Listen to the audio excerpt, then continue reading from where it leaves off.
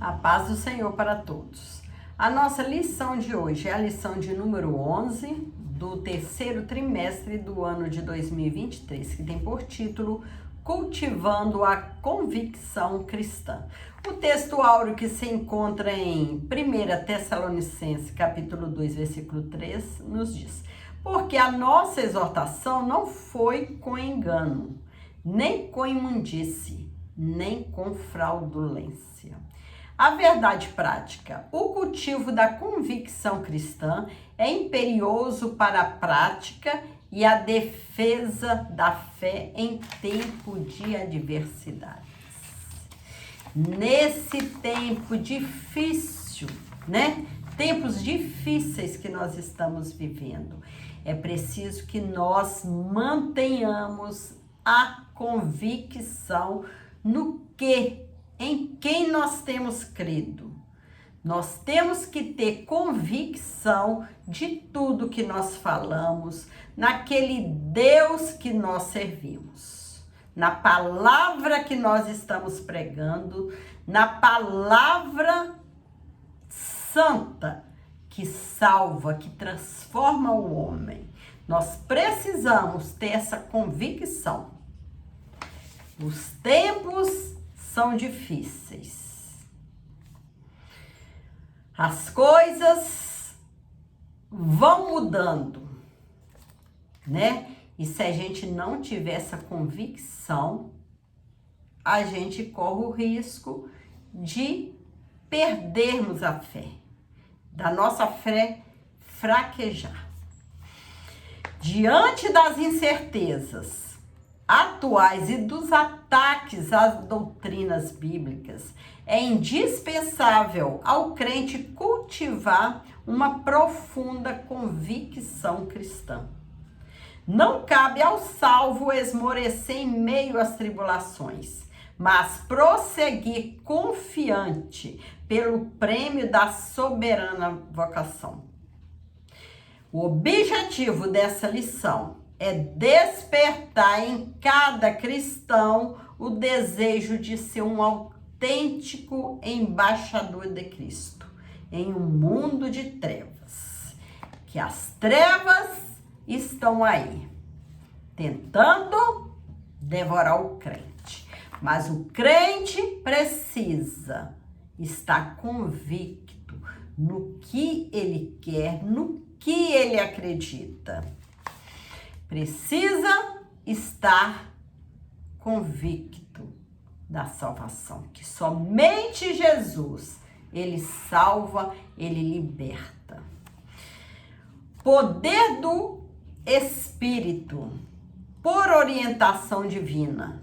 O evangelho foi proclamado na Europa. Paulo teve uma visão em que o homem lhe dizia: passa a Macedônia e ajuda-nos. Atos 16, 9. A partir dessa revelação, a mensagem da cruz foi anunciada em Filipos e depois em Tessalônica. O apóstolo deixa claro que o evangelho não foi pregado com mero discurso racional, mas, sobretudo, em poder no Espírito Santo e em plena convicção. Nesse caso, o evangelho foi ministrado com ousadia no poder do Espírito, de modo que resultou na salvação e libertação dos tessalonicenses. Como está escrito lá em 1 Tessalonicenses 1, versículo 6 ao 10. Assim podemos afirmar que, na ausência de convicção espiritual, a palavra de Deus é reduzida a mero intelectualismo humano e seu resultado é ineficaz na transformação de vida.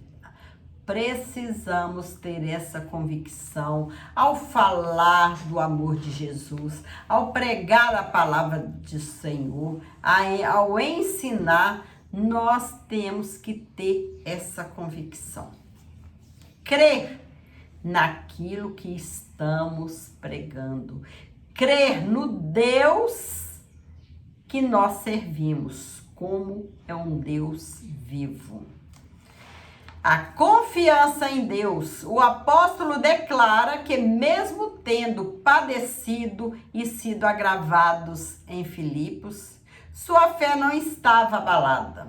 Ele se refere à perseguição sofrida antes de pregar em Tessalônica. Paulo e Silas tinham sido publicamente espancados com varas. Todavia, apesar de feridos, perto da meia-noite, Paulo e Silas oravam e cantavam hinos de louvor a Deus. Mesmo preso, mesmo sofrendo, Paulo e Silas oravam, cantavam louvores a Deus. Após essa severa provação, não esmoreceram, mas impelidos pelo Espírito, vieram a Tessalônica. Na cidade, em meio às suas lutas e com ousada confiança, anunciaram a Cristo. Nessa perspectiva, somos encorajados a não desfalecer na pregação do Evangelho, mas confiados em Deus, jamais recuar, jamais voltar atrás, mesmo diante das ameaças de prisão ou de morte. Não podemos desfalecer na pregação do Evangelho. Devemos seguir em frente, crendo que a vitória é certa, que o Evangelho que nós pregamos é um Evangelho que cura, um Evangelho que liberta, um Evangelho que salva, um Evangelho que leva o homem ao céu. Todos aqueles que creem serão salvos. Devemos ter convicção nessa palavra. Mesmo diante de tantas adversidades, no mundo atual, não podemos perder essa convicção que somente Jesus salva, somente Jesus liberta o homem do pecado e leva ao céu de glória. Fidelidade na pregação. O apóstolo dos gentios assegura que o evangelho anunciado em Tessalônica não foi com engano, nem com imundície, nem com fraudulência. Mostra que a doutrina cristã não procede de fábulas inventadas, condutas imorais ou de artifícios para seduzir a pessoas a crerem em mentiras. Ao contrário, Paulo declara que o evangelho é de Deus e que o próprio Deus o comissionou como arauto, não como para agradar aos homens, mas a Deus que prova o nosso coração. 1 Tessalonicenses, capítulo 2, versículo 4b. Dessa forma, o propósito do apóstolo Paulo não era de satisfazer os seus ouvintes com falsos discursos. Nesse sentido, somos exortados a manter fidelidade na pregação, repudiar os falsificadores da palavra de Deus e anunciar Cristo com sinceridade. O nosso dever de servos do Senhor é pregar o evangelho do jeito que ele é, não para agradar os homens, mas para fazer a vontade de Deus, que é levar a palavra santa do jeito que ela é, aos perdidos, que o Espírito Santo, ele é capaz de transformar o homem, de libertar o homem das trevas, dos pecados, dos vícios e trazer o homem para perto do Senhor, para servir ao Senhor com sinceridade. retidão nas ações, a conversão opera a transformação moral na vida do crente. Salvo. Desse modo, a Bíblia orienta, dentre outras recomendações, a deixar a mentira e falar somente a verdade. Deixar o furto e ser honesto. Deixar a mentira, falar somente verdade. Não pronunciar palavras que no passado pronunciava palavras torpes. E dizer apenas o que edifica.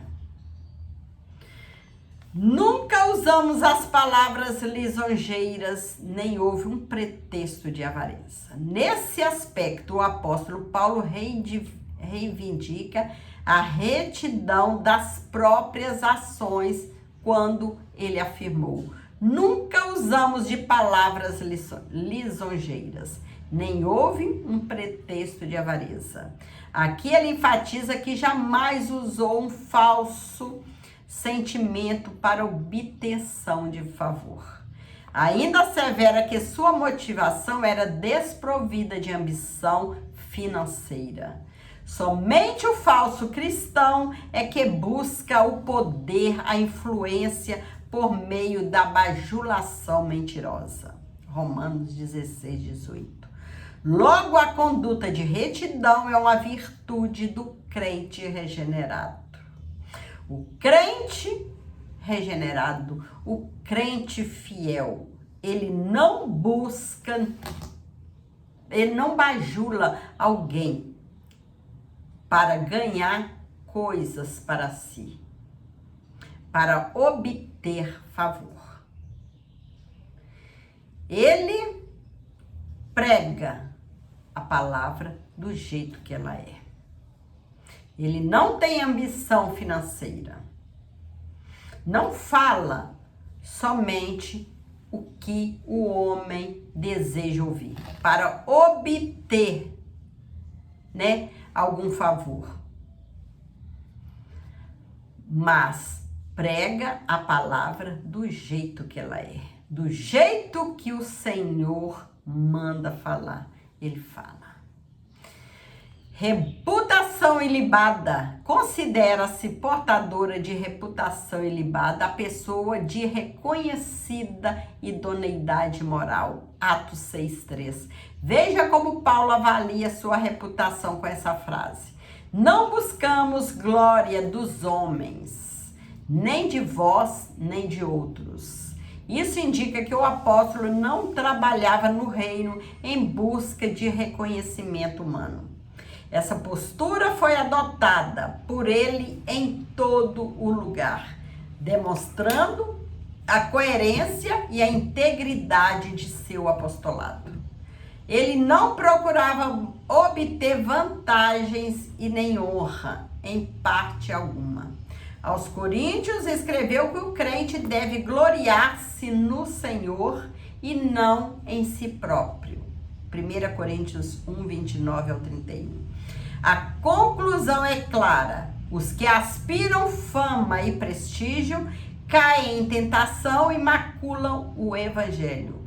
Nosso viver deve glorificar a Deus. A Ele seja a glória na igreja e em Cristo Jesus para sempre. Efésios 3, 21. Que a glória seja dada ao nosso Senhor. Vida irrepreensível. O adjetivo irrepreensível denota uma conduta que não pode ser censurada. Nesse contexto, o apóstolo invoca a Deus e a igreja intelassônica como testemunha de sua postura santa, justa e irrepreensível.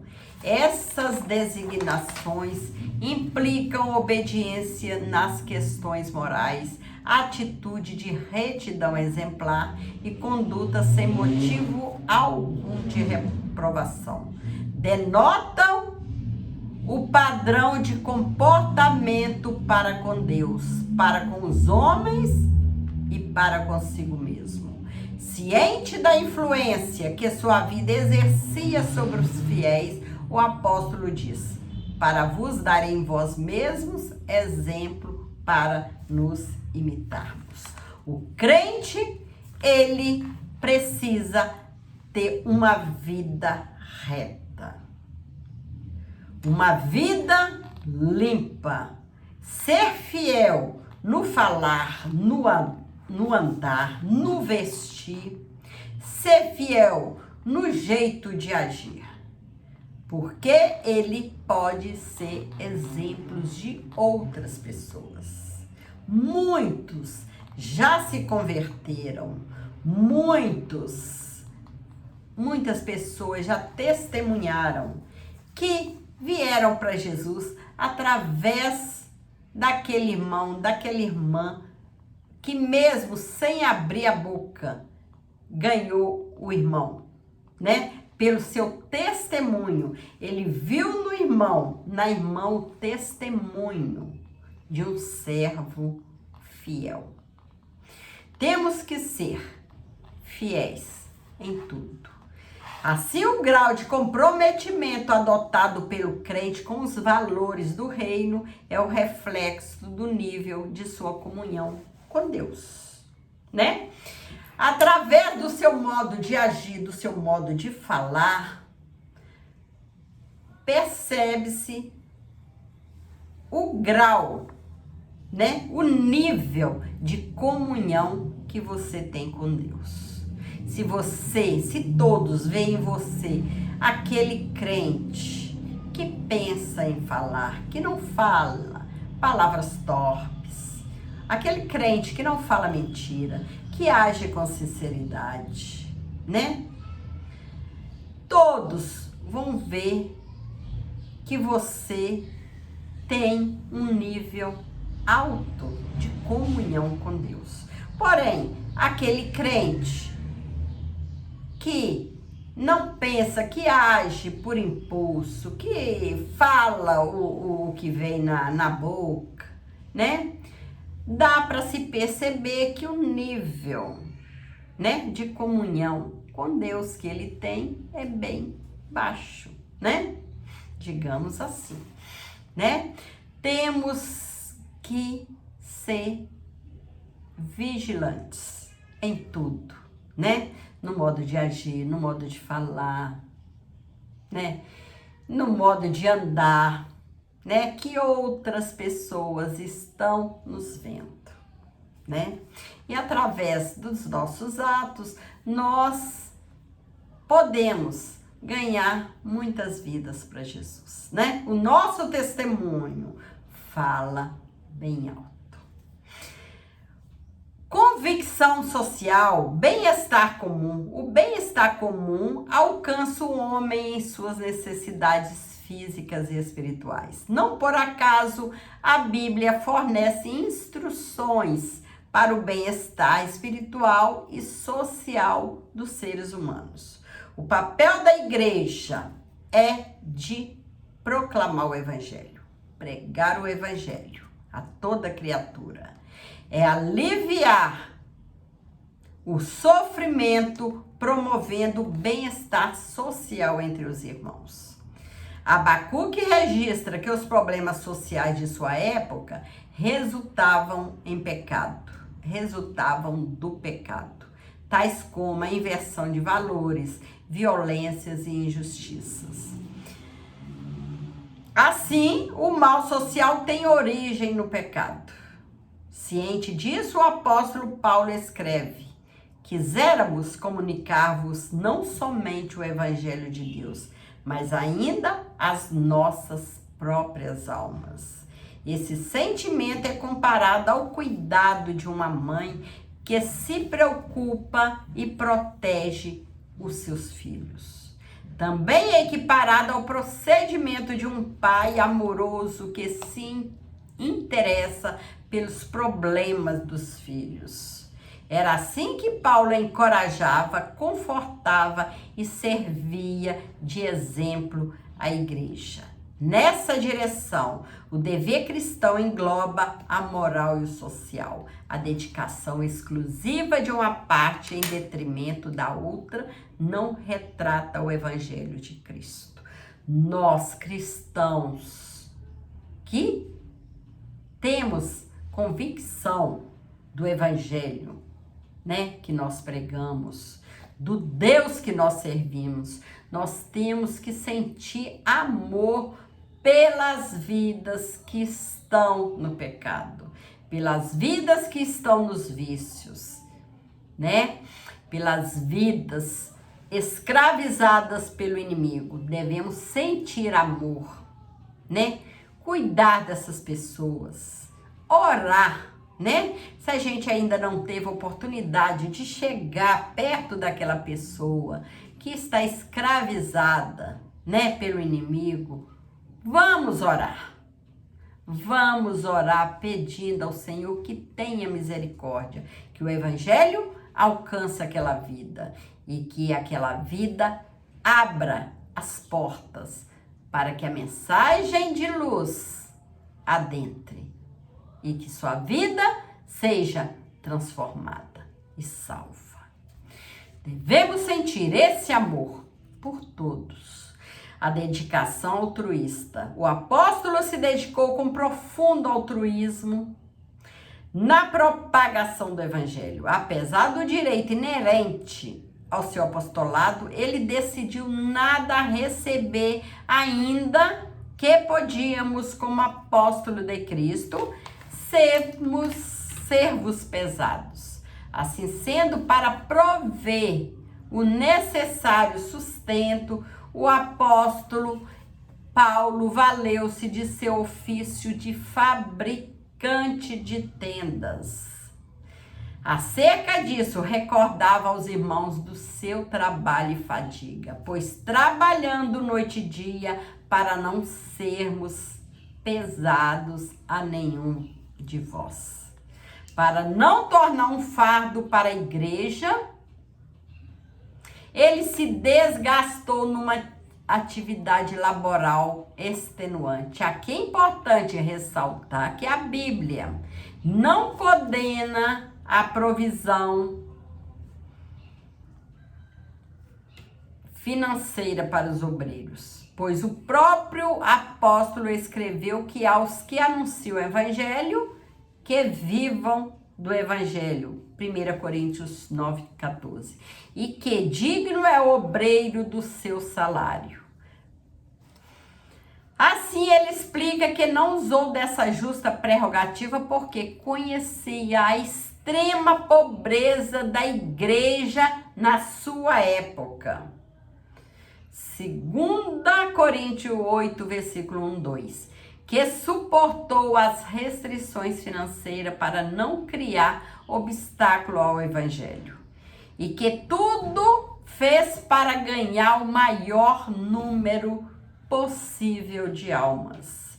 Nesse sentido, aprendemos que o amor sacrificial e o trabalho voluntário e desprendido são essenciais para o crescimento do reino e devem fazer parte de uma profunda convicção cristã como contraponto claro ao espírito da Babilônia, que é o oposto do altruísmo cristão.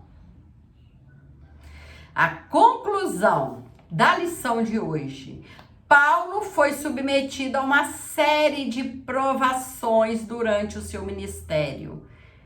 Não obstante, ele nos deixou exemplo de grande convicção de nossa eleição em Cristo. Destacam-se sua convicção espiritual, resultante do poder do Espírito. Sua convicção moral como reflexo do temor a Deus. E sua convicção social demonstrada pela abnegação em servir. Ratifica-se que em nossos dias carecemos dessa firme convicção em defesa dos interesses do reino de Deus e na terra. Dos interesses do reino de Deus na terra.